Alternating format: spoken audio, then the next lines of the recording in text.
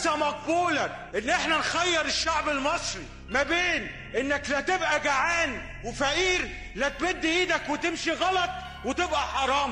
لا، في خيار ثالث، انكم تورونا عرض كتافكم.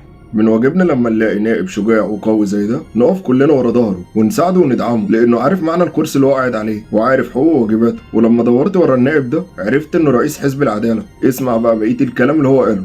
انا بقول لك يا معالي الوزير، خد ال 4000 جنيه وعيش نفسك اسبوع زي المواطن عايشه. وانا بقول لك يا معالي الوزير، اعتذارك مرفوض جامد، لان وزاره التموين اثبتت بشكل واضح جدا ان مصر ما عندهاش مشكله في قله الفلوس، لكن عندها مشكله في سياده اللصوص. اقل فرد النهارده عشان ياكل عايز 50 جنيه في اليوم، يعني لو اسره عايزه 200 جنيه يعني عايزه 6000 جنيه في الشهر، ده اكل، لا كهرباء ولا ميه ولا سكن.